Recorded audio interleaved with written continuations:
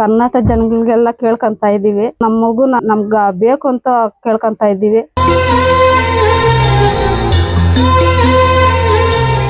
ಆಟ ಆಡುತ್ತಾ ನಗುತ್ತಾ ಶಾಲೆಗೆ ಹೋಗ್ತಾ ಕನಸು ಕಾಣಬೇಕಾದ ವಯಸ್ಸು. ಕೇವಲ 8 ವರ್ಷ 3ನೇ ತರಗತಿಯಲ್ಲಿ ಓದ್ತಾ ಇರೋ ಪುಟ್ಟ ಬಾಲಕಿ ನಿತ್ಯಶ್ರೀಗೆ ಜೀವನವೇ ದೊಡ್ಡ ಪರೀಕ್ಷೆ ಮುಂದಿಟ್ಟಿದೆ. ಬೆಂಗಳೂರಿನ ರಾಜನಕುಂಟೆ ಸಮೀಪದ ಅದ್ದಿ ಗ್ರಾಮದಲ್ಲಿ ವಾಸಿಸೋ ನಿತ್ಯಶ್ರೀ ಇಂದು ಅಸ್ಥಿ ಮಜ್ಜನದ ಕ್ಯಾನ್ಸರ್ ವಿರುದ್ಧ ಹೋರಾಡ್ತಿದ್ದಾಳೆ. ಶಾಲೆಯ ಮೈದಾನದಲ್ಲಿ ಸ್ನೇಹಿತರ ಜೊತೆ ಓಡಾಡಬೇಕಿದ್ದ ಪುಟ್ಟ ಕಾಲುಗಳು ಇಂದು ಆಸ್ಪತ್ರೆಯ ಹಾಸಿಗೆ ಸುತ್ತ ಸುತ್ತುತ್ತಿವೆ.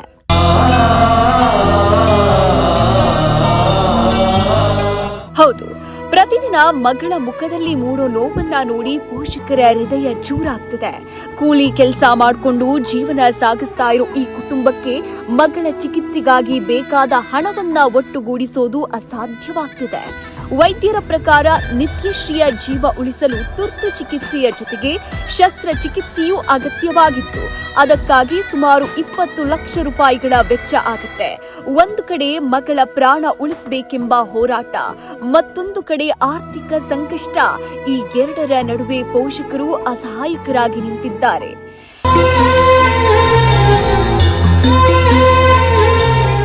ಇನ್ನು ನಿತ್ಯಶ್ರೀ ತಂದೆ ಮಾತನಾಡಿ, ನನ್ನ ಮಗಳಿಗೆ ಹುಟ್ಟಿದ 2 ತಿಂಗಳಿಗೆ ಅಸ್ಥಿ ಮಜ್ಜನದ ಕ್ಯಾನ್ಸರ್ ಇದೆ ಅಂತ ಗೊತ್ತಾಯ್ತು.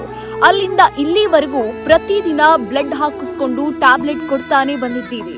ತಿಂಗಳಿಗೆ 6 ರಿಂದ 7 ಸಾವಿರ ಬೇಕು.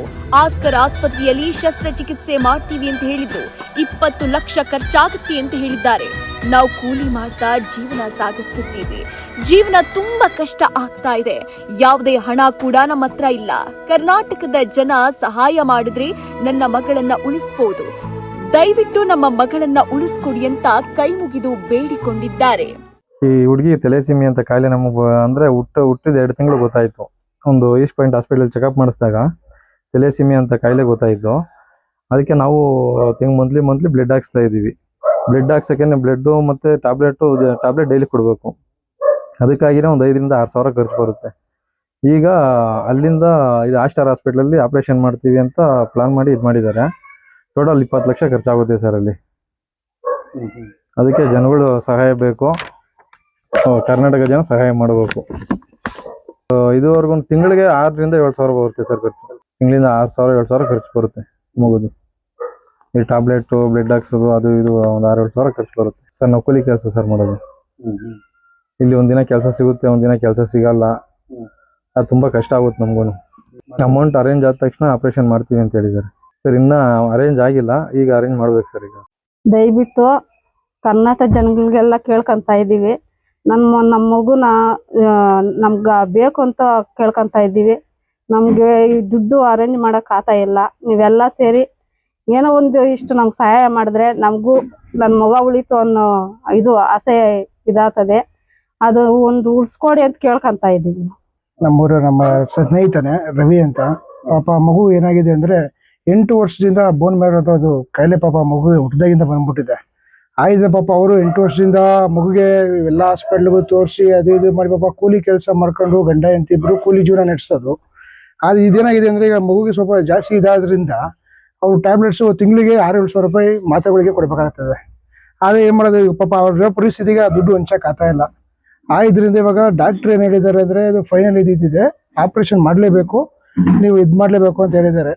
ಪಾಪ ಅವ್ರಿಗೆ ಬರ್ತಾಂದಲ್ಲಿ ಕೂಲಿ ಕೆಲಸ ಮಾಡ್ಕೊಂಡು ಪಾಪ ಬರ್ತಾಂದಲ್ಲಿದ್ದಾರೆ. ಏನ್ ಮಾಡೋದು ಪಾಪ ಎಷ್ಟು ಕೇಳ್ಕೊಂಡ್ರು ಎಲ್ಲ ಸಹಾಯ ಮಾಡೋರು ಎಲ್ಲ ಇದ್ ಮಾಡ್ತಾ ಇಲ್ಲ. ಇದರಿಂದ ದಯವಿಟ್ಟು ಕರ್ನಾಟಕ ಜನ ನಾನೇನ್ ಬೇಕು ಅಂತ ಇದೀನಿ ಅಂದ್ರೆ ಪಾಪ ಈ ಬಡ ಕುಟುಂಬಕ್ಕೆ ಒಂದು ಸಹಾಯ ಮಾಡಿ ಆ ಮಗುನ ಉಳಿಸ್ಕೊಟ್ರೆ ಅವ್ರ ಪಾಪ ಮಗು ಪ್ರೀತಿ ಕೊಂಡ್ಕೊಂತಾರೆ. ದಯವಿಟ್ಟು ಕರ್ನಾಟಕ ಜನತೆ ಸಹಾಯ ಮಾಡಿ ಆ ಮಗು ನಿಮ್ ಕೈಯಲ್ಲಿ ಎಷ್ಟಾಗುತ್ತೋ ಸಹಾಯ ಮಾಡಿ ಆ ಮಗು ಜೀವ ಉಳಿಸ್ಕೊಳ್ಬೇಕಾಗಿ ತಮ್ಮಲ್ಲಿ ಪ್ರಾರ್ಥನೆ ಮಾಡ್ಕೊಂತ ಇದ್ದೀನಿ. ಒಬ್ಬರ ಸಹಾಯದಿಂದ ಒಂದು ಜೀವ ಉಳಿಬಹುದು.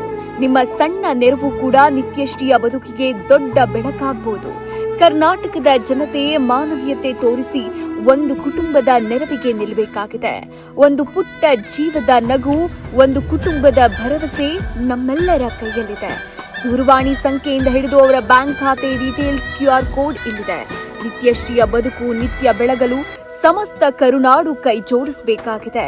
ಇದು ಜನಶಕ್ತಿ ನ್ಯೂಸ್ ಕಳಕಳಿಯ ಮನವಿ.